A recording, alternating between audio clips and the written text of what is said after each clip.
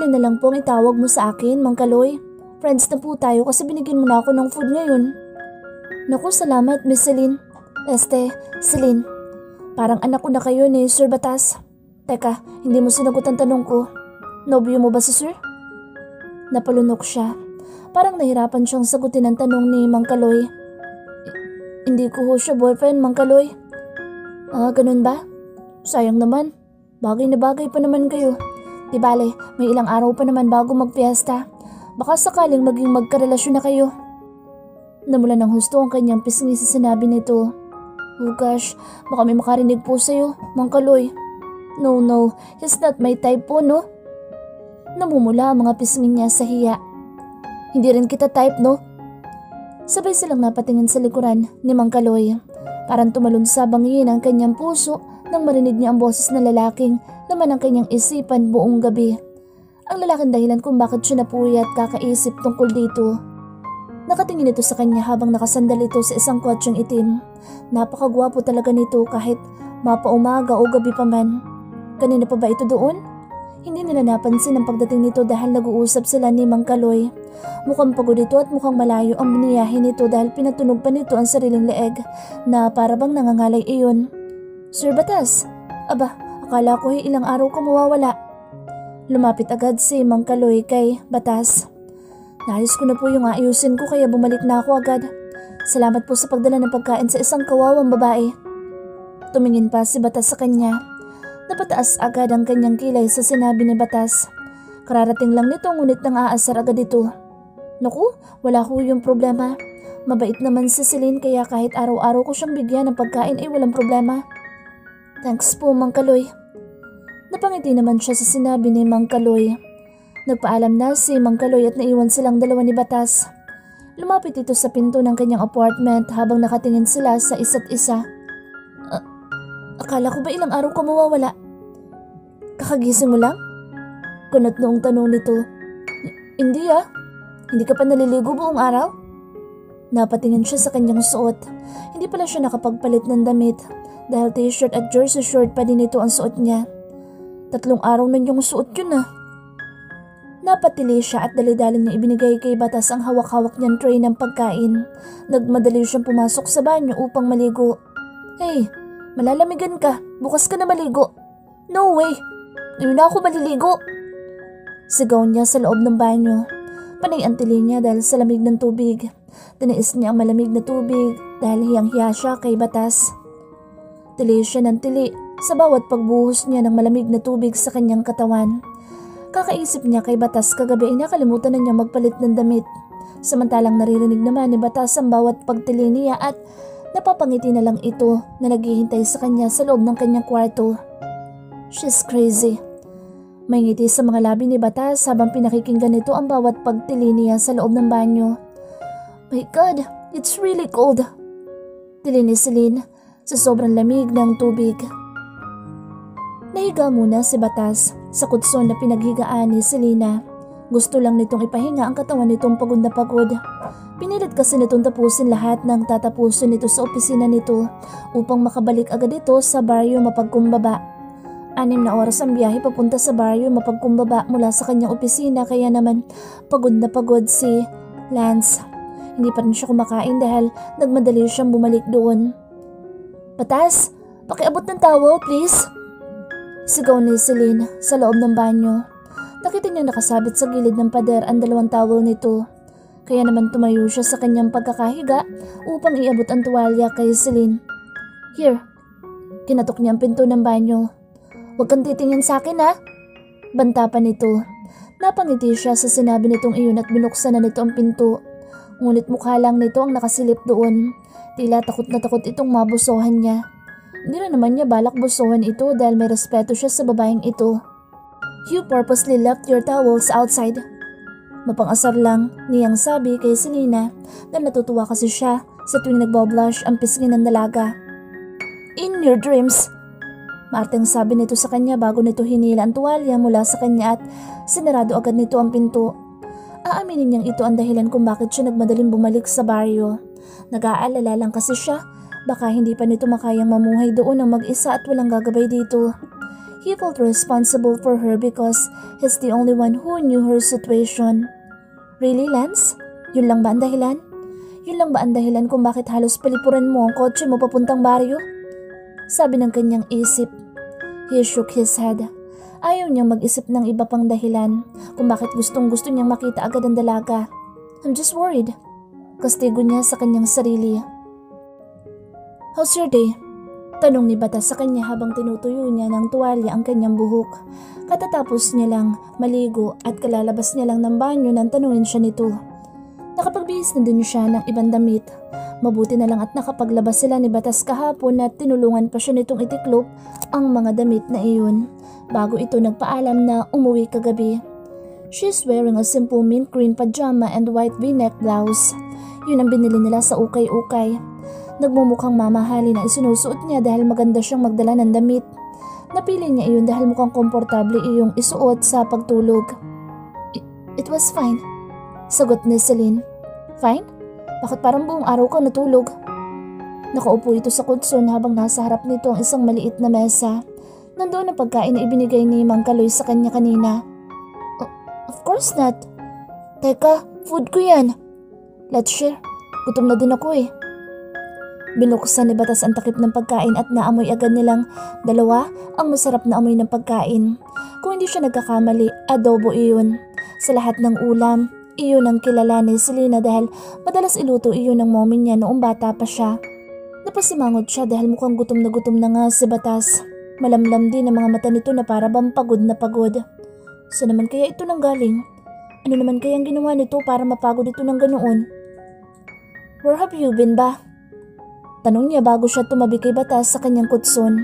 In the city. Maiksing sagot ni Batas bago nito tinikpan ng pagkain. City? As in sa Manila? Hindi napapansin ni Selena na napadikit ang kanyang braso sa braso ni Batas. Napulunok tuloy si Batas at tiningnan siya. Baliwala lang naman sa kanya kahit magkadikit ang kanilang braso. Nararamdaman niyang mainit ang katawan nito. Marahil dahil kaliligo pa lang niya kaya't malamig ang kanyang balat. Nararamdaman niyang nakatingin si Batas sa kanya. Nagkunwari na lang siyang baliwala iyon. Ang lamig ng balat mo. Usog ka nga dun. Masungit na pagpapausog sa kanya ni Batas. Tiningnan niya agad ito ng masama. Sa lahat ng lalaki, ito pa talaga ang galit. Kung ibang lalaki lang siguro iyon ay baka nagtatatalo na sa tuwa dahil nadikita ng kanyang balat. Of course, she's the only one. Selena Collins. Ang arte, my God! Napapanguso niya namang reklamo bago siya umusog ng konti upang huwag na magkadikit ang kanilang mga balat. You always want to seduce me. Excuse me? Nalalaki matang tanong niya kay Batas. Pinanlakihan niya ito ng kanyang mata. Ngumiti naman ito habang kumakain. Natutuwa ito sa bawat facial expression niya. You're so makapal-faced, no? Bakit ko naman gagawin yun? Bakit naman kita aakitin? God, for your information, may taste ako, no? Depensa niya sa kanyang sariling pride. Tumingin naman ito sa kanya ng seryoso dahil sa kanyang sinabi. Palakas tuloy ng palakas muli ang tibok ng kanyang puso. Masaya siya dahil nandito na ulit ito. Ngunit heto na naman ito at walang magandang gawin kundi asarin siya. Kumain ka na nga lang? Utos muli ni Batas sa kanya. Feeling ka kasi dyan. Nagkadikit lang naman ang balat natin kung makareact ka naman. Overacting?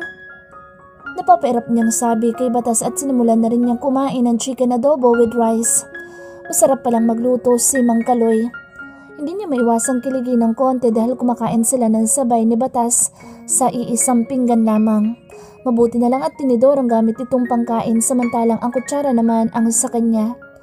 Marami-rami iyon at kasya naman iyon para sa kanilang dalawa ni Batas. Paniguradong mabubusog sila. Ano bang taste mo? Maya-maya'y tanong ni Batas habang kumakain sila. Mukhang hindi na ito nakatiis itanong iyon. What? Sabi mo may taste ka? Ano yun? Tumingin si Batas sa kanya kaya nagkasalubong ang kanilang paningin. Napalunok naman si Celine dahil sa pagtingin na iyon ni Batas. Napansin niya mas gwapo ito sa malapitan. Mahaba ang pilik mata nito at matangos ang ilong. He had kissable lips too. Mabilis siya nag-iwas ng tingin kay Batas at ininom agad niya ang isang basong tubig na nandoon. Bakit hindi ka makasagot? Tanong ulit ni Batas. Huminga muna siya ng malalim bago sagutin ang tanong nito. Kailangan muna niyang pakalmahin ang kanyang sarili dahil baka maisagot niya pa sa tanong nito ay ito mismo. Well, mataas ang taste ko and for sure hindi ka pasado. Maarteng sagot niya. Hindi siya makatingin ng diretso kay Batas. Napangiti naman si Batas dahil sa sagot niya. I'm not asking you kung pasado ako sa taste mo o hindi. Tinatanong ko lang naman kung anong taste mo. Mabilis na kumunot ang kanyang noo at lumaki ang butas ng kanyang ilong. Why mo ba tinatanong ha? I'm just asking. Masama ba? Nakipagtitigan itong muli sa kanya kaya naman nauna siyang nag-iwas ng tingin. Pinapabilis kasi ng pagtingin nito sa kanya ang kanyang puso. Pakiramdam niya ay nagkakandalindol-lindol na sa loob ng dibdib niya. Whatever. Basta ang type ko yung sweet na lalaki at hindi antipati kung kagaya mo. Ngumiti lang si Batas sa kanyang sinabi. Sweet pala. May pilyong ngiti ito sa mga labi nito. Whatever. Inarapan niya ito. Baka pag naging sweet ako sa'yo, hindi mo lang ako maging type. Maybe, you'll fall in love with me. Ew! Shut up, Batas! Hinampas niya ng pabiro ang braso ni Batas. Matigas iyon. Parang gusto pa nga niyang pisilin ang muscle nito ngunit syempre, hindi pa naman siya nababaliw para gawin iyon. And maybe, we will make love in this mattress all night long. Tinutukoy nito ang kutso niyang hinihigaan. Ew! You're so pervert! Muli niyang hinampas ang braso nito kaya lalo itong natawa sa reaksyon niya. Hindi niya tuloy maiwasang makaramdam ng kakaibang kiliti sa kanyang puso dahil sa sinabi ng antipatikong lalaking ito. Tumayo siya upang kumuha ng tubig mula sa gripo. Malinis daw ang tubig sa baryo na ito kaya diretsyong iniinom nila ang tubig mula sa gripo. Samantalang ipinagpatuloy lang ni Batas ang pagkain nito. Apektado ka ata. Pangaasar pa ni Batas sa kanya. Of course not. Bakit naman ako maapektuhan? Nagkibit balikat lang si Batas at uminom na rin ng tubig. Mukhang nabusog naman ito lalo na sa pangaasar sa kanya. Nabusog ito sa bawat pag-ikot ng kanyang mata at pagtaas ng kanyang kilay. Umuwi ka na nga, Batas?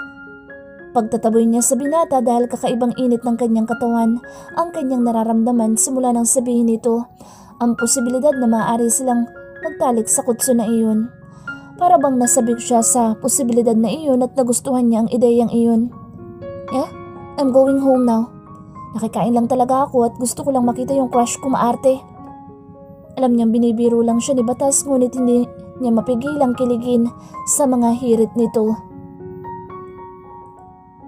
Whatever. Anyway, nakita ko sa balita na pinaghahanap ka ng family mo. They are all hoping na buhay ka pa dahil walang bangkay na nakita ang mga pulis sa kotse mo.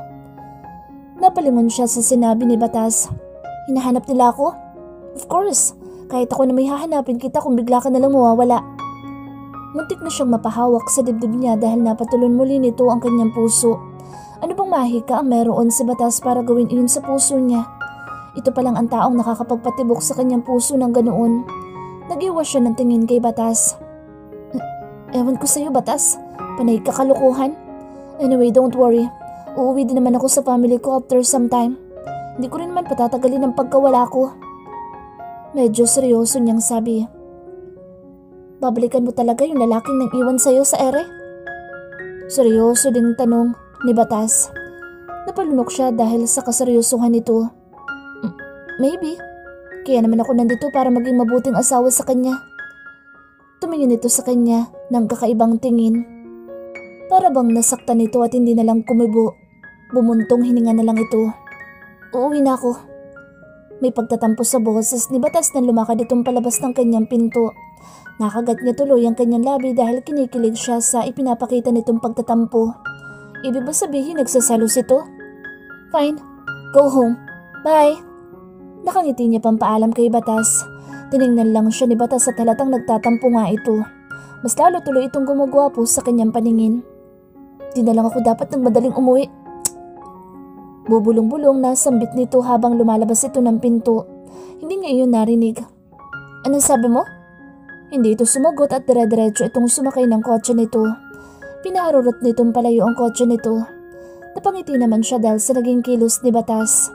Pakiramdam niya tuloy ay nagiging teenager siyang muli kahit 20 anyos na siya. Isinarado muli ni Selena ang pinto ng kanyang apartment. Napatingin siya sa inupuan ni Batas kanina. Naroon pa ang pinagkainan nilang dalawa. Pakiramdam niya'y namimiss niya agad ang lalaking iyon kahit kakaalis pa lang nito. Anong magic kaya ang meron si Batas? Bakit ganitong nararamdaman ko? Napapahawak siya sa kanyang dibdib. Iba't ibang emosyon ang kanyang nararamdaman. Masaya, kinikilig, malungkot dahil umuwi na ito. Nangungulila dahil gustong-gusto niyang kasama niya lang ito at kausap. Ipinilig niya ang kanyang ulo. She must be out of her mind. Iniligpit na lang ni Celine ang pinagkainan nila. Natutuwa siya sa kanyang sarili dahil marunong na siyang magligpit ng pinagkainan. Samantalang noon, buhay prinsesa siya. Ultimo pinagbalatan niya ng chocolate ay may tagatapon pa siya. Hinugasan na din niya ang plato ni Mang Kaloy at ang mga baso na ginamit nila ni Batas. Nang matapos siya sa paghuhugas ay nag-toothbrush na siyang muli bago siya humiga sa kanyang kutson. Napapakagat-labi siya habang iniisip niya ang sinabi ni Batas kanina. Magtatalik daw sila sa kutson na iyon kung sakaling ma-inlove sila sa isa't isa. Napapalunok siya habang iniisip ang bagay na iyon. Any news? Nothing. Pinaikot ni Adrian ang kanyang leeg. It's been 4 days since Selena was gone. 4 na araw pa lang iyon ngunit pakiramdam ni Adrian ay napakatagal na. He missed her. Pinagsisihan niya lahat ng sinabi niya kay Selena noong araw ng kanilang kasal. Natakot siya, naduwag siya. Ngunit nakabitaw siya ng masasakit na salita na alam niyang makadudurog ng puso nito. Tom, where is she? Nakatingin lang ang private investigator na kanyang inutusan upang hanapin sa Selena. Kailangan niyang mahanap muli ang dalaga. Simula nang mabalitaan niyang nagpakamatay ito ay parang gumunaw rin ang kanyang mundo. She's 1 in a million girls. She's spoiled but he knew that she is something special. She has a big heart. Narealize niya lang ang lahat ng iyon nang mawala ito. Hindi niya matanggap ang pagkawala ng kanyang prinsesa. His supposed to be wife. Hindi mapigilang maglandas ang luha ni Adrian dahil unti-unti siyang napanghihinaan ng loob. What if kung patay na talaga ito? Ipinikit niya ang kanyang mata. Sumasakit na ng husto ang kanyang ulo. Ilang gabi na siyang hindi nakakatulog. Tiniis niya ang pambubugbog sa kanya ng mga kapatid ni Selena. Because he knew he deserves it. Nararapat lang sa kanya ang bawat suntok at sipa ng 3 kapatid ni Selena. Pinagbantaan pa siya ng 3 na hanapin niya ang kapatid ng mga ito. Hindi tuloy maiwasan na Adriang maalala ang pangyayaring iyon. Tommy, why did you do that to Selena? Isang malakas na suntok ang sumalubong kay Adrian sa parking lot ng hotel ng kanyang tinutuluyan. That time, hindi niya pa alam ang balita tungkol sa nangyari kay Selena. Kakalabas niya lang sa hotel kasama si Cynthia, ang babaeng nagpaligaya sa kanya kagabi. He wants to forget Selena right away. Yesterday, he ran away from the wedding. Hindi maalis sa isip niya si Selena. Simula na magsagutan sila sa telepono. Kaya naman tinawagan niya agad si Cynthia upang paligayahin siya kagabi. They got drunk and so on. Halos hindi niya ito patulugin kagabi. Katrabaho niya si Cynthia na matagal nang pinagsaselosan ni Selena. He wants to run away from Selena Collins. Mahal na mahal niya ito ngunit hindi pa siya handang maging asawa ito. Napahawak siya sa kanyang mukha. Nagdugo agad ang kanyang ilong. Napatili naman si Cynthia dahil sa pagsuntok ni Clifford Collins sa kanya. Hindi pa man siya nakakatayo mula sa pagsuntok nito ay may isang lalaki naman ang sumipa sa kanyang likuran. Halos mamilipit siya sa lakas ng pagkakasipa nito. I'll kill you! Sigaw ni Randy Collins pagkasipa nito sa kanyang likuran. Shit. I'm sorry. Hihingi na sana siya ng tawad habang pilit siyang tumatayo ngunit isang suntok naman mula kay Kevin Collins ang dumapo sa kanyang sikmura. Napabuga siya ng dugo sa kanyang bibig dahil sa tindi ng pagkakasuntok nito sa kanya. Kulang pa yan sa ginawa mo kay Selena. Bring her back to us. Sigaw pa ni Clifford na galit sa kanya. Bago siya nito muling sununtok sa kanyang mukha. Halos tumalsik siya sa lakas ng pagkakasuntok nito. Nagdoble na rin ang kanyang paningin dahil sa tindi ng suntok ng mga ito. Inawat lang ang mga ito ng mga security guards ng hotel. Lumapit agad si Cynthia sa kanya. Daddy, are you okay? Lalo naman bumakas ang galit sa mukha ng tatlong kapatid ni Selena nang marinig ng mga ito ang itinawag sa kanya ni Cynthia. Inaplos pa ni Cynthia ang kanyang bugbog saradong mukha. Damn you, Adrian! Dahil sa iyo wala na si Selena! Pakiramdam ni Adrian na manid ang kanyang buong katawan. Hindi dahil sa bugbog kundi dahil sa sinabi ni Randy Collins. Kitang-kita niya sa mga mukha ng tatlo ang paghihinagpis. Nakaramdam siya ng matinding takot. Ano nangyari kay Selena? Halos hindi siya makapagsalita sa sobrang takot niya. Doon niya palang nalaman ang tungkol sa pagsabog ng kotse ni Selena sa isang bangin. Napahilot si Adrian sa kanyang sentido sa pagbabalik niya sa kasalukuyan. Sa tuwing naaalala niya ang mga kawalang hiyang ginawa niya kay Selena, ay lalo siyang kinakain ng konsensya niya. Nakakonsensya siya, lalo na ang pakikipag-sex niya ng paulit-ulit kay Cynthia mula pa noon kahit magkarelasyon pa sila ni Celine. Of course, he is a man. He have needs to. Kailangan niya ng babaeng magpapaligaya sa kanya sa kama dahil hindi niya pa iyon mahingi kay Selena. Selena might look wild and sexy to the way she dressed up, but she's still a virgin. Hindi pa nga niya ito nahahalikan ng matagal. For goodness sake. Tanging smack kisses lang ang gusto nito at mahigpit na yakapan lang ang pinapayagan nitong gawin niya. Napakalambot pa naman ang labi nito. Hindi niya naman ito mapilit makipaglaplapan sa kanya dahil nagagalit ito. Kaya tuloy hindi niya mapigilang maghanap ng mapagrarausan ng kanyang init ng katawan. Naagaw ng investigator ang kanyang atensyon nang muli itong magsalita. But sir, there is a small town village kung saan malapit ang pinagbagsakan ng kotse ni Selena. She might be there. Napakunot ang kanyang noo. Find her and bring her to me. Utos ni Adrian sa kanyang investigador. Yes, sir. Maagang nagising si Selena upang mamili ng kanyang lulutuin sa palengke. May bala kasi siyang bumawi sa mga naituro at naitulong sa kanya ni Batas. She wants to cook something special for him upang makabawi naman siya sa kabutihan nito sa kanya. Dahil kay Batas, pakiramdam niya ligtas siya sa lugar na iyon. Pakiramdam niya kahit papaano ay hindi siya mapapahamak habang inaayos niya ang kanyang sarili. Pakanta-kanta pa siya habang naglalakad siya papunta sa palengke. Hindi pa rin siya sanay mamili ng mga kailangan niya. Ngunit at least meron na siyang idea kung paano bumili sa palengke. Hawak-hawak niya rin ang notebook na ibinigay sa kanya ni Batas. Mga recipe iyon na maaari niyang gayahin at pagpilian. Halatang sulat kamay lamang ang mga nakasulat doon. Napapangiti tuloy siya dahil panigurado sulat kamay iyon ni Batas. Magandang umaga, Selena. Napahinto siya sa kanyang paglalakad nang makasalubong niya si Mildred. Nais mapataas ng kanyang kilay dahil maganda ang pagkakangiti nito sa kanya. At sa sobrang ganda ng ngiti nito ay parang hindi na totoong ngiti ang ibinibigay nito sa kanya. Good morning. Tipid ang ngiti ibinigay niya kay Mildred. Hindi naman kasi siya plastic na tao. Nasa iyo na pala yung notebook ko. Marami ka matututunan dyan ng mga recipe ko. Napatingin agad siya sa notebook na hawak-hawak niya. You mean sa'yo to? Oo, ibinigay ko yan kay Batas na magkasintahan pa kami. Gustong-gusto kasi ni Batas sa mga iniluluto ko sa kanya noon eh. Napalunok siya dahil hindi niya maipaliwanag ang kakaibang pakiramdam na kanyang naramdaman. Para bang sa mga oras na iyon ay nais niya itong tarayan. Ngunit syempre ayaw niyang magkaroon ng gulo. Wala din siyang oras upang makipagtarayan dito. Well, that's nice. Peke ngiti na tuloy ang kanyang ngiti sa mga oras na iyon. So, saan ka pupunta ngayon, Selena? Pupunta ka ba sa palengke? Yeah? Maiksing sagot niya. Wala siyang gana makipag-usap sa babaeng ito kaya humakbang na siya upang ituloy ang kanyang paglalakad. Wait, sabay na tayo, Celine. Pupunta rin ako sa palengke dahil nais kong lutuan si Batas.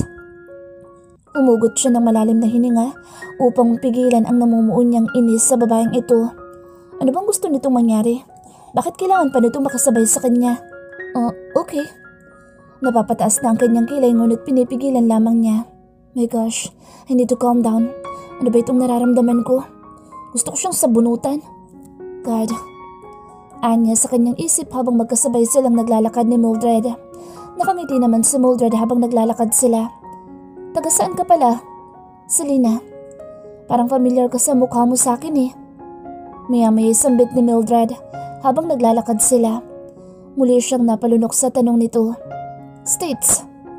Maiksing sagot na lang niya. Naku, niloloko mo naman ako eh. Look at you. Mukhang taga ibang probinsya ka lang eh. Hindi ka naman mukhang galing sa Amerika. Mabuti nga kahit papaano nagkasya sa'yo yung tsinelas ko. Napakunot ang noo ni Selena dahil sa sinabi ni Mildred. You mean sa'yo din itong tsinelas ko?